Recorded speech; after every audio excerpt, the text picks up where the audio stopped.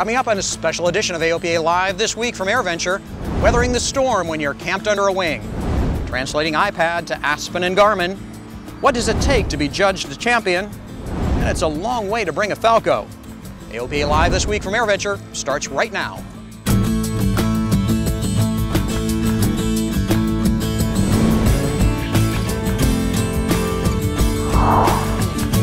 Hello and welcome to a rather soggy Oshkosh. Thanks for watching AOPA Live from AirVenture.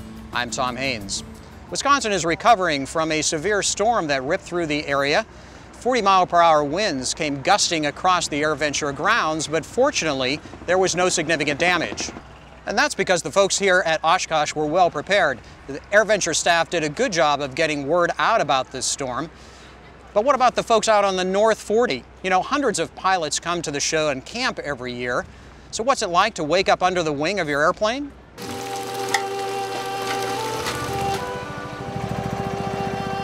It's morning in Oshkosh, Wisconsin, and the sunrise brings sleepy campers out to meet the day. Of course, when the campers are pilots, a good cup of joe is an absolute necessity. Today we got here at 6 o'clock. It's the Flying High coffee, and I have 10 gallons of coffee, and it'll all be gone in about 30 minutes. Now everybody's up and alive and going after the coffee. So, The most important thing around here is coffee in the morning. Fuel trucks come really late in the afternoon. oh, you got to stir it 25 times this way, 25 times. But it's more than the coffee that keeps these folks coming back year after year. This is the home-built camping area, and so everyone has a personal involvement with their airplane. In my own case, it took me 12 years to put this airplane together. And to share that experience with all the folks that are here with a cup of coffee in the morning is wonderful. People come up here because everybody up here loves their airplanes, loves being around other people that love their airplanes. You can talk to anybody. You know, we all have a common denominator. I think it's a camaraderie with our fellow builders and just the people and the whole atmosphere. I absolutely love it. Getting up here and seeing the people with similar interests, fantastic. But the skies over Oshkosh aren't always clear. Every year there's one day like this that you get rained out. I've been here when you had to hang onto your tent and just hope like heck you didn't go with the tent. So it happens once every year, and it's just part of the whole process. Like everybody's saying, maybe in about an hour this stuff will pass by. After only 20 minutes, the weather broke and the sun returned. The rain was very loud, and then the wind would catch a tent and blow it around like this, and I thought, oh my goodness gracious, this is camping, oh boy. Camping at Oshkosh is an experience in itself. This is my first time camping, so I bought this tent just because it was inexpensive, figuring if this didn't work out, I'm going to throw it away when I'm done. And this morning when it rained, it was pretty exciting because I don't ever recall being in a tent in a thunderstorm. I'm kind of now a little bit seasoned. I have one day, I'm not a virgin camper anymore. I'm becoming a seasoned camper. So it's been a wonderful experience all the way around, quite an adventure. I mean, it would be nice to be in the Hilton, but we were talking last night that you can't really experience that until you're here camping underneath your wing. At AirVenture, Warren Morningstar, AOPA Live. The reception for the FAA boss was far from stormy. The Meet the Boss session is a tradition at Oshkosh, and some years the FAA Administrator gets hammered. But this year, acting boss Michael Huerta got off relatively easily, but... We're all friends here, so tell us your feelings of user fees and if you've done any studies about how, if they're implemented, that will impact GA activity. You know, the whole question of user fees is something that is a long-standing discussion that we always seem to have in the aviation industry. As you know, the President put forward a proposal earlier this year that really looked at the question of the possibility of a segment fee. It's something that we've talked about before. I think the big thing, though, the bigger picture question and the thing that the President is really trying to focus on is the long-term financial sustainability of the aviation system.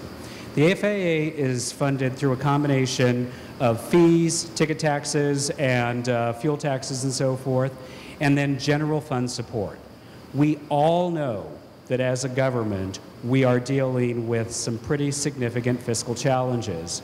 And so I think the conversation that the President was really trying to start is a conversation about how can we reduce the reliance on the general fund. Not exactly a ringing rejection of user fees, was it? But Huerta did admit there isn't much support in Congress for the $100 fee. Another important issue facing the FAA is the AOPA EA medical exemption. Attendees here at AirVenture heard a report on the status of that exemption, which would allow pilots to fly a simple airplane like a 172 with only a driver's license as a medical certificate. Well, right now, it's currently open. We've had well over 15,000 comments submitted to the docket. Both AOPA and EAA have kiosks on site here at AirVenture that members can come, submit their own comments to the docket, and hopefully, the more comments, the better comments that we get, the better chance of acceptance from the agency. And the comment period has been open until September 14th. So we encourage you, if you have commented, to go ahead and comment again in greater detail. If you just submitted a short comment saying how much you like the idea, we'd like you to comment again with greater detail and tell the FAA just exactly how this will affect you and how it will not change the level of safety in general aviation. Well, we truly believe that a thorough medical evaluation course that you would have to take every 24 calendar months, along with your driver's license medical, along with a thorough understanding of what it means to self-assess and evaluate your medical fitness to fly, that day, that flight, is actually equivalent or greater than the current level of safety when comparing like operations. I mean, right now, if you want to use your driver's license medical, you have one option. You can go transition to an unfamiliar aircraft, be it a light sport or a sport pilot eligible aircraft. I, in the interest of safety, would argue that it's more advantageous to keep you in an aircraft that you have high time and experience in, like a Cessna 172, like a Piper Cherokee, and keep you in that aircraft and continue to fly the way you were before, but using a driver's license medical. Also inside the AOPA tent at AirVenture, a look at a tool that'll handle just about any flight planning need. The AOPA FlyQ line of products is expanding. You may already know our free member benefit, the FlyQ Flight Planner iPhone app. Soon we'll have an iPad EFB. AOPA Vice President of eMedia and Products Chris Ward says the software offers a lot. And don't worry, Android users, we've heard you. The Android version of FlyQ will be available very soon. We've got a great airport directory. We've got aviation weather and a real 3D wind optimized flight planning. We'll look at the forecast winds aloft for when you want to fly. It'll pick the best route and altitude for you to fly to minimize headwinds or maximize your tailwinds. It's part of the FlyQ family. Next is our online flight planner, branded FlyQ FP or FlyQ Flight Planner. And then finally, soon we'll be coming out with the FlyQ EFB. Full moving map, electronic flight bag, synthetic vision, everything you could possibly want, all the power, easy to use. There's a whole new world of electronic devices to help us fly better. Aspen Avionics here at AirVenture has announced that they've implemented Jeppeson's integrated database into their connected gateway. The connected gateway allows various gadgets throughout the cockpit to talk to one another, including iPads. And through the connected gateway and the Jeppesen application that we're showing here at Oshkosh, we now have a whole new level of integration and capability for the general aviation pilots. With the Aspen connected system, now we can bring connectivity for iPad applications, the Jeppesen app in particular, with onboard avionics. And that provides flight planning capabilities that up to now, a pilot would have to do it at home, bring it in paper, and manually enter it. So we've been talking about the iPad now only for 3 years. This is our third Oshkosh, where the industry has looked at this mobile device in the cockpit. But what Aspen Avionics has done for all of us who create applications that reside on the iPad and on these mobile devices is truly allow us to integrate that information into the front panel of the airplane in a seamless way. The big thing here is we're breaking this 28-day, 56-day cycle of information loads and multiple databases. Aspen's given us the platform to move information almost in real time back and forth between the front panel and this wonderful mobile device that people will be carrying on board. At some point you're going to find that it's going to become seamless between whether you're on your airplane or off your airplane. It's all going to be connected together such that the whole experience of flying is not just when you get into the cockpit. But what's really impressive is seeing all this in action. Jeppesen's Thomas Letts shows us some of the features. So what I've done is I built a flight plan from Oshkosh to Albuquerque, New Mexico. So there's 3 things we can do with the Wi-Fi that the Aspen Avionics has provided us.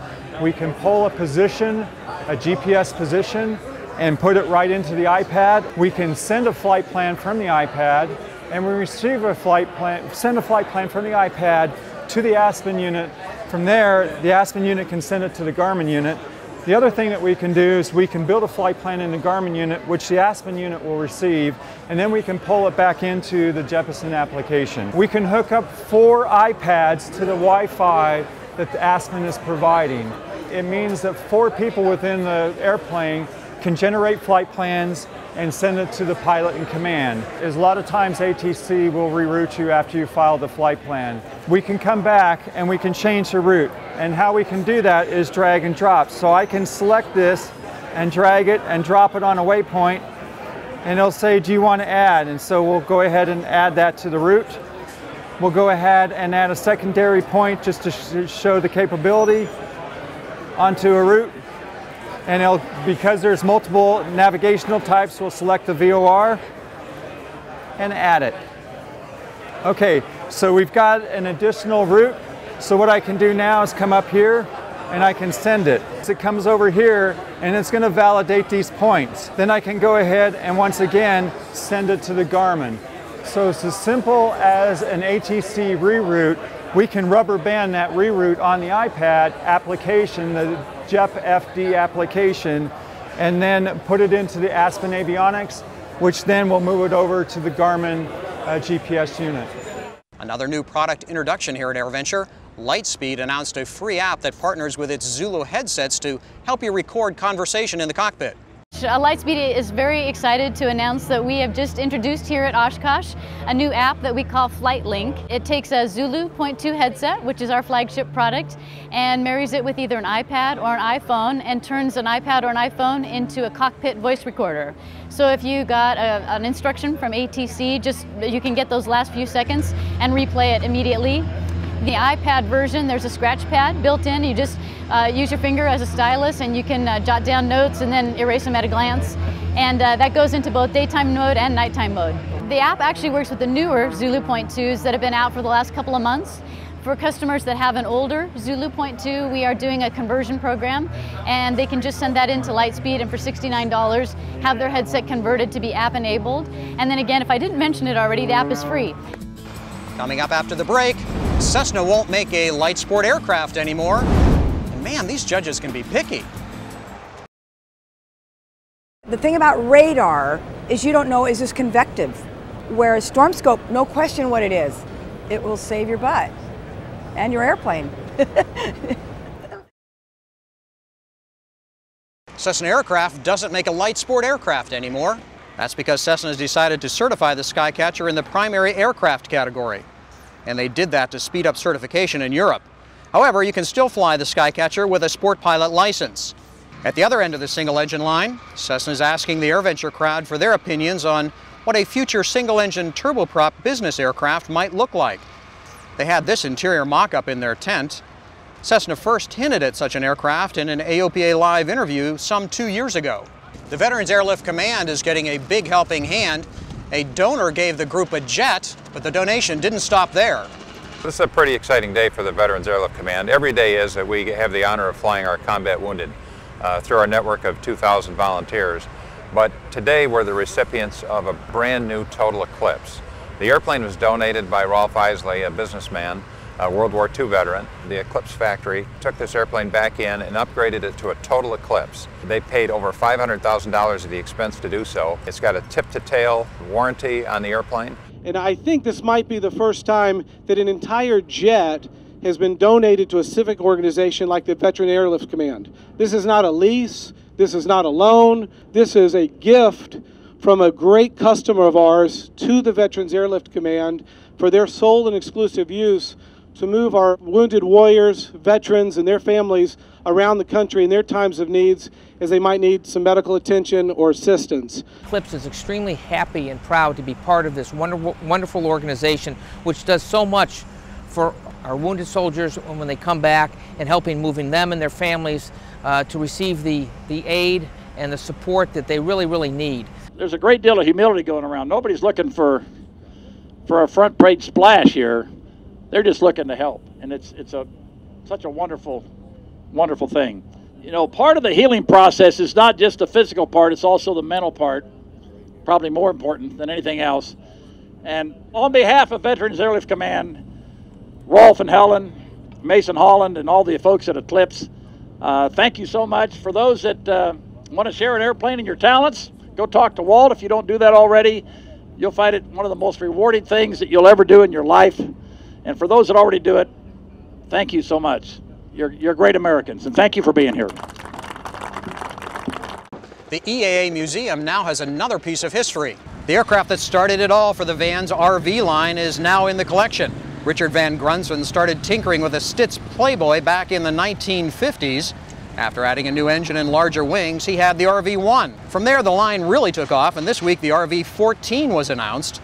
But after a labor of love restoration and a cross-country tour, the patriarch of the home-built family is taking its seat on the throne of history. RV-1, during the relatively few years I had it, I just made a few continual improvements. Well, we got about as far as I figured I could go with that airframe, and then we moved on to the RV-3, etc., etc.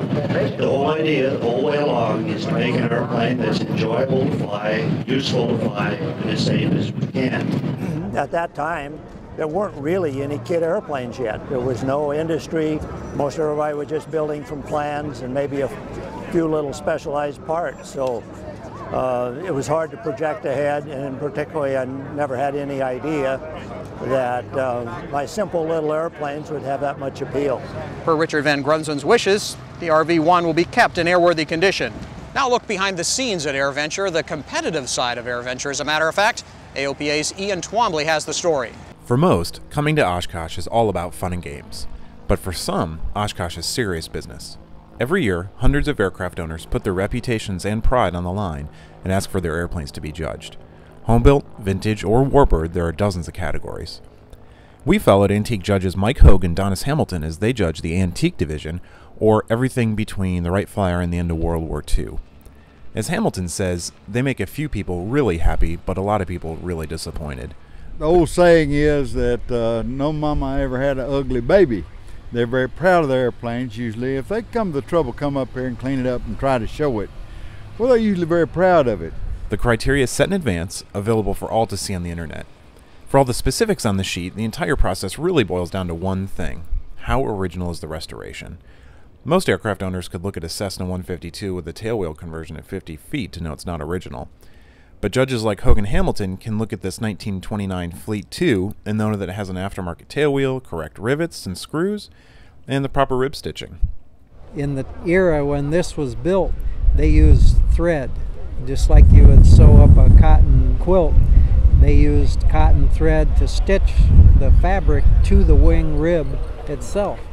Points are taken away for anything that's not restored to original condition, not including safety items like this tailwheel in place of the skid. Judges can discuss, confer, and even argue about the scoring, which they do. Hamilton and Hogue had a discussion about the wheels and brakes, eventually deciding to go to the reference material before making a final decision. Each airplane is scored by a minimum of 3 teams of 2, but usually it's 5 teams of 2, for a total of 10 sets of scores. No one judge knows the scores until Don Coleman puts them into a computer, averages them out, gets a winner, and gets the trophy engraved in time for the ceremony on Saturday. So will the fleet's gold leaf lettering, well-made restoration book, and other fantastic features help it over the edge to victory? Only the computer knows at this point. Ian Twombly, AOPA Live. When we come back, how far can a Kiwi fly? It's been called the most sophisticated single-engine airplane ever, but to the people whose loved ones are alive today, it's called a lifesaver. The Cirrus Airframe Parachute System, only from Cirrus Aircraft. AirVenture is known around the world by pilots and aviation enthusiasts. People travel from all over the globe to get to Oshkosh. Eric Brown introduces us to 2 pilots and a Falco who may well have traveled the longest distance to get to the world's largest aviation gathering. George Richards from New Zealand. 7,500 miles away, and we've been 2 years in the planning to get to Oshkosh. We're standing in front of an aeroplane which was designed in 1955. This is a plans-built aeroplane. It's all made out of wood, and it surprises people even to today for a 1955 wooden aeroplane can look like that. It looks like a composite aeroplane. 9.5 years it took me to build it. It's building all the parts of the bit that slows you down a lot, and of course life gets in the way quite a bit, so you're not building all the time, or at least I wasn't. But taking his time paid off as George's Falco won Grand Champion at Sport Avex, New Zealand's version of Oshkosh. New Zealand's Oshkosh obviously a lot smaller. We've only got 4 million people there, but back in 2006 I won Grand Champion. The aeroplane's a little bit more tired now, of course, so I'm not going to bother getting it judged here, but back then it was the Grand Champion. And at that point, George knew he had to bring it to AirVenture. I mean, anybody who gets involved with home-built aeroplanes, they've got to bring it to Oshkosh. I mean, that's everybody, even in New Zealand, this is the holy grail, this place, so it has to come. So George and his co-pilot Darren made the 7,500-mile trip by ship and, of course, plane. It was ferried, yeah, that was a month worth of that, and then that went to Chino, California. It's taken us a week to get from there to here. We've just been taking our time and enjoying the scenery and the hospitality of the Americans. We've been having a great time. And what does George's wife think about all this? My wife loves it. She loves flying anyway, so she just loves it. I tried to sell it actually after I won the Grand Champion, and she just went nuts. So it's still here. I actually don't want to sell it now, I don't think. And as for future builds? I've thought about building another one, and I'd like to, but I don't know. Once you've got a Falco, what else do you build? Eric Brown, AOPA Live. And that's it for this edition of AOPA Live this week from AirVenture. I'm Tom Haines. Thanks for watching, but do join us tomorrow when we'll have lots more coming from EAA AirVenture.